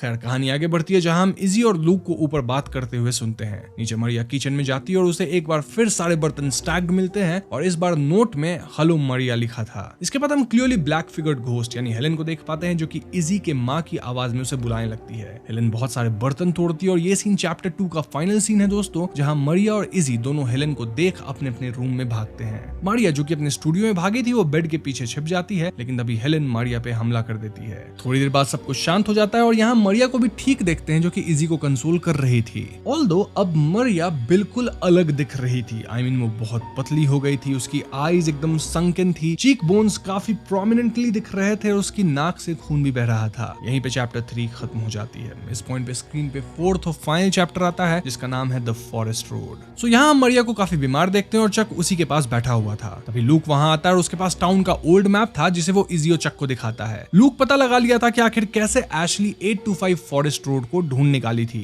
बेसिकली सीन ये था कि 1950s के बाद स्ट्रीट्स के नेम एंड एवरीथिंग को चेंज कर दिया गया था। इनफैक्ट टाउन के मैप को भी श्रिंक कर दिया गया था, लेकिन टाउन काउंसिल सिटी के पावर ग्रिड वाले मैप को चेंज करना भूल गए थे और पावर लाइंस को देख के क्लियरली पता चल रहा था कि 825 फॉरेस्ट रोड कहां पे स्थित है। सो यस, अब इन्हें एक आइडिया लग गया था कि टाउन के किस एरिया के बाहर उन्हें 825 फॉरेस्ट रोड मिल सकता है। इस पॉइंट पे बॉनी इनके घर आती है क्योंकि उसे कस्टमर रिव्यू शूट करना था for her real estate business firm's promotion. Chuck Bonnie से कहता है कि this is not a good time, लेकिन मारिया इसे शूट करने के लिए रेडी हो जाती है। ये देख इजी और चक बहुत ज्यादा चौंक जाते हैं क्योंकि थोड़ी देर पहले तक तो मारिया काफी बीमार दिख रही थी। मारिया कहती है कि वो आज ही शूट करेगी, मीनवाइल चक और इजी को फॉरेस्ट रोड के लिए निकलना चाहिए। अब सबको ये बात बहुत वियर्ड लगती है क्योंकि मारिया को अब तक किसी ने कुछ नहीं बताया था, तो आखिर उसे इस फॉरेस्ट रोड के बारे में कैसे पता चला। तो इसके बाद मारिया शूट करना शुरू करती है और लूक मारिया पे नजर रखने घर पे रुकता है। वहीं चक और इजी फॉरेस्ट रोड ढूंढने निकलते हैं। घर पे मारिया लूक को घूर रही होती है और वो काफी स्ट्रेंज एक्ट करती है। जैसे ही इंटरव्यू शुरू होता है वो अपनी डॉटर के बारे में बात करने लगती है। बॉनी वो सरप्राइज्ड क्योंकि मारिया की कोई बेटी थी ही नहीं और ऐसे में बॉनी मारिया को बस रिव्यू देने पे फोकस करने कहती है, लेकिन मारिया तो अपनी इमेजिनरी बेटी की बात किए जा रही थी और ये बातें क्लियरली हेलेन की बेटी की कहानी से मिलती जुलती थी। आई मीन वही कहानी की कैसे बेटी बुली होती है, कोई हेल्प नहीं किया जिस कारण बेटी वॉशरूम में गलत कदम उठाई। यानी कि दोस्तों मारिया पूरी तरह से हेलेन द्वारा पजेस्ड हो चुकी थी। ये लोग हेलेन द्वारा पजेस्ड मारिया से उसकी बेटी का नाम पूछते हैं और वो बताती है कि उसका नाम मेरी था। इसके बाद रियल हेलेन सामने आती है और वो इन तीनों पे अटैक कर देती है। आई मीन लूक, बॉनी और उसके कैमरामैन पे। अब इन तीनों के साथ क्या हुआ ये हमें क्लियरली दिखाया नहीं जाता, बट वी कैन अज्यूम कि ये तीनों समाप्त हो गए होंगे। उधर इजी और चक लोकेशन पे पहुंचते हैं और वो देखते हैं कि रोड एक्चुअली में फॉरेस्ट के अंदर जाके मर्ज हो रहा था। आगे रोड बंद होता है तो दोनों उतर के पैदल आगे बढ़ते हैं। फॉरेस्ट में कुछ दूर अंदर जाने पे उन्हें फाइनली एक बहुत पुराना घर दिखता है। वो दोनों घर के अंदर जाते हैं और उस जगह को एक्सप्लोर करते हैं। वहाँ चक को एक लेटर मिलता है और ये वही लेटर था जो हेलेन ने अपनी बेटी के बुली के पेरेंट्स को भेजा था। अब दोस्तों इस पॉइंट पे आता है मूवी का सबसे बड़ा ट्विस्ट, और पता है ट्विस्ट क्या है? वेल, हमें पता चलता है कि फॉरेस्ट रोड में हेलेन का घर नहीं था बल्कि उसकी बेटी के बुली क्लार्क फैमिली का घर था। जी हाँ दोस्तों, हेलेन का रियल घर था 15 रोज लेन, यानी कि वही घर जिसमें अभी चक शिफ्ट हुआ है। चक तुरंत इजी को लेकर यहाँ से निकलना चाहता था, लेकिन इजी वहां थी नहीं, तो चक उसे ढूंढने भागता है। वो देखता है कि इजी एक डोर के सामने खड़ी है और एक डार्क हैंड उसके शोल्डर पर है। अब ये सीन बिल्कुल एक ड्राइंग की जैसी थी जिसे इजी कुछ सालों पहले बनाई थी, यानी उसने एक्सीडेंटली अपने फ्यूचर को काइंड ऑफ प्रेडिक्ट कर दिया था। चक इजी को बचाने भागता है पर वो दोनों ही उस रूम में बंद हो जाते हैं। मतलब एकदम से दरवाजा खुलता है, दोनों उसमें खिंच जाते हैं, काइंड ऑफ एंड गायब हो गए। इस सीन को देख के यही इंप्लाई किया जा सकता है कि यहाँ ये दोनों भी समाप्त हो गए होंगे। फिल्म के आखिरी सीन में हम उनके घर में रखे एक पुराने फोटो को देखते हैं जिसमें चक और इजी छोटे थे। मूवी यहीं पे खत्म हो जाती है। तो दोस्तों ये थी 825 फॉरेस्ट रोड फिल्म की कहानी, और यहाँ कहानी काफी स्ट्रेट फॉरवर्ड है। आई मीन हमें क्लियरली हेलेन फॉस्टर की पास्ट बता दी गई है, और यहाँ बड़ा ट्विस्ट ये था कि हेलेन का ओरिजिनल हाउस वही था जिसमें चक शिफ्ट हुआ था। देन हम ये भी जान पाते हैं कि लूक जो मैप लेके आया था वो दरअसल टाउन का पावर ग्रिड का मैप था। टाउन प्लान के मैप को तो टाउन काउंसिल ने सील कर दिया था, बट पावर ग्रिड मैप की तरफ किसी का ध्यान नहीं गया था, और ये बात सबसे पहले एशली ही डिस्कवर करी थी। यानी कि उसे पता चल गया था कि 825 फॉरेस्ट रोड कहाँ है, बट इससे पहले कि वो किसी को ये बात बता पाती, हेलेन ने उसे हॉन्ट करके समाप्त होने पे मजबूर कर दिया। अब 825 रोड में हेलेन का नहीं बल्कि उसकी बेटी मेरी को बुली करने वाले बच्चे की फैमिली का घर था, और यहीं से कंफ्यूजन शुरू होता है कि अगर वो घर हेलेन का नहीं था तो फिर वहां चक और इजी पे कौन हमला किया। अब यहाँ दो पॉसिबिलिटीज है। पहली ये कि शायद ये हमला हेलेन ही करी हो, मतलब वो घोस्ट है तो एक टाइम पे दो जगह पे हो सकती है, बट कुछ लोग मानते हैं कि हेलेन तो उस वक्त मारिया को पजेस करके लूक, बॉनी और कैमरामैन को हॉन्ट कर रही थी। अगेन घोस्ट है, दोनों जगह हो सकती सकती है, बट यहाँ मैं आपको एक दूसरी थियरी भी बता देता हूँ, और वो ये कि 825 फॉरेस्ट रोड पे क्लार्क फैमिली की स्पिरिट चक और इजी पे हमला कर दी। क्लार्क फैमिली वही फैमिली है जिनके बच्चे हेलन की बेटी मेरी को बुली करते थे। एक और बात काफी क्लियर है कि हेलन की वजह से जितने भी लोग समाप्त हुए थे उनकी स्पिरिट्स कहीं ना कहीं टाउन में घूमती है, तभी तो लाइब्रेरी में वो स्टैक ऑफ बुक्स हमेशा अपीयर होते हैं। अब इसके लिए भी आप हेलन को ही जिम्मेदार मान सकते हो, बट आई फील कि दूसरे स्पिरिट्स भी हैं, और तभी हो सकता है कि 825 फॉरेस्ट रोड में इजी और चक पे क्लार्क फैमिली के घोस्ट ने हमला किया हो। सो यस, यहाँ पे मैंने जो 2 थियरीज बताई है इसमें से आपको कौन सा सच लगता है वो आप बताना। साथ ही आप ये भी बताना कि क्या आपके हिसाब से जो लोग हेलन के शिकार हुए हैं उनकी स्पिरिट्स भी टाउन में है या नहीं। अब सवाल ये आता है कि आखिर हेलन की स्पिरिट टाउन के इनोसेंट लोगों को क्यों समाप्त कर रही थी। वेल, हेलन के साथ जब बुरा हुआ था तब वो टाउन में सभी से मदद मांगी थी, लेकिन कोई उसकी मदद नहीं किया था। ऐसे में वो पूरे टाउन को अपना दुश्मन मानती है और इसीलिए सबको गुनहगार मान के उन्हें समाप्त कर रही है। ये फिल्म क्लियरली मेंटल हेल्थ वाले टॉपिक को सामने लाता है, जहां हेलन की बेटी बुली होकर गलत कदम उठाई, देन हेलन खुद गलत कदम उठा के स्पिरिट बन चुकी है। फिर चक की फैमिली में उसकी बहन और वाइफ भी मेंटल हेल्थ प्रॉब्लम से जूझ रही है, स्टिल चक इसे सीरियसली नहीं लेता है। This creates a deep rooted trauma जिसका परिणाम हम हेलन के केस में देख ही रहे हैं। मतलब वो भूत बनके कैसे सबको टाउन में हॉन्ट कर रही है। टाउन के लोग भी अपनी पुरानी ट्रॉमास और मेंटल इलनेस से जूझ रहे होते हैं और हेलन उन्हीं इमोशंस को एक्सप्लॉइट कर रही होती है। इससे ये भी इंप्लाई होता है कि जो कुछ हो रहा है वो सिर्फ सुपरनैचुरल नहीं बल्कि साइकोलॉजिकल भी है। हेलन की हॉन्टिंग को हम मेंटल हेल्थ की डिस्टॉर्शन से भी कनेक्ट कर सकते हैं, जहां वो लोगों की फियर्स, इनसिक्योरिटीज और अनरिजॉल्व ट्रॉमा को अपने एडवांटेज के लिए यूज करती है। नाउ एक और सवाल कि क्या चक, इजी, मरिया, लूक और बॉनी एंड में समाप्त हो गए? देखो, ये सवाल काफी कंफ्यूजिंग और फिल्म में इसका क्लियर जवाब नहीं है। चक, इजी, मरिया, लूक और बॉनी के फ्यूचर काफी एम्बिग्यूअस हैं। आखिरी सीन्स में जब चक और इजी को एक रूम में बंद दिखाया जाता है, मतलब वो खिंच जाते हैं, तो ये हिंट होता है कि उनका सफर यहीं पे खत्म हो गया है। जो पुरानी फोटो फिल्म के एंड में दिखाई गई है उसे ये लगता है कि चक और इजी की स्पिरिट अब टाउन में फंसी हुई है, लेकिन जब तक हेलन और उसके एक्शंस का पूरा इंपैक्ट नहीं समझ आता, हम ये नहीं कह सकते कि वो मर गए हैं या फिर उनकी स्पिरिट्स किसी फॉर्म में एग्जिस्ट करती है। हो सकता है उनकी स्पिरिट्स अब भी टाउन में भटक रही हो, या हो सकता है कि वो पूरी तरह से ही खत्म हो गए हो, या फिर वो किसी तरह के कैद में हो। जो भी है, वी कैन सेफली अज्यूम कि उनका फिजिकल फॉर्म तो पक्का समाप्त हो गया है, यानी वो इस दुनिया में फिजिकली तो नहीं है। फिल्म का सबसे इंपॉर्टेंट एलिमेंट है टाउन की हिस्ट्री, बदलते मैप्स और मिस्टीरियस फॉरेस्ट रोड का कनेक्शन। जो 825 फॉरेस्ट रोड था वो पहले सील्ड था और टाउन के लोगों ने अपने दर्द को छुपाने के लिए उस एड्रेस को छुपाने की कोशिश की थी। मतलब अगर आप पास्ट को ही छुपा दोगे तो फ्यूचर में सब कुछ ठीक हो जाएगा, लेकिन ऐसा होता नहीं है। पास्ट हमेशा कैचअप करता है। फिल्म ये दिखाता है कि जब लोग अपने पुराने गुनाहों को छुपाने की कोशिश करते हैं तो ये कभी ना कभी लोगों पे उल्टा जरूर पड़ता है। Same is the case with old traumas, क्योंकि ट्रॉमा को आप जितना दबाओगे वो उतना उभर के आता है, हमें उसे एम्ब्रेस करना होता है। इन्हीं चीजों को मिला के पूरी फिल्म की कहानी रची गई है, जिसकी कहानी मैं आपको बता चुका हूँ।